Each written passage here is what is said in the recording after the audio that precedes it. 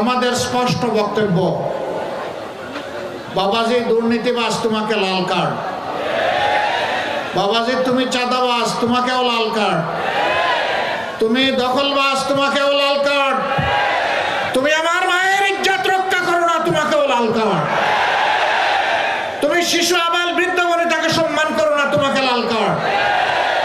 এদেশে ফ্যাসিজমকে লাল কার্ড, চিরতরে লাল কার্ড। দিশেহারা কেউ কেউ জনগণের ভোটে প্রত্যাখ্যাত এবং পরাজিত হওয়ার ভয়ে আমাদের 11 দলের পক্ষে যে সমস্ত মা বোনেরা নির্বাচনী ক্যাম্পেইনে যাচ্ছেন তাদের সাথে অমানবিক আচরণ করছে, অভদ্র আচরণ করছে। আমরা তাদেরকে বলি, নতুন করে সুরসুরি দিও না, আমাদেরকে পরীক্ষা করার কিছুই নেই।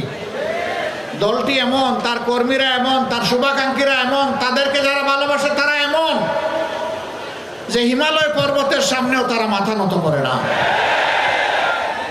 তারা শুধু মাথা নত করে আল্লাহ সুবহানাহু ওয়া তাআলার দরবারে।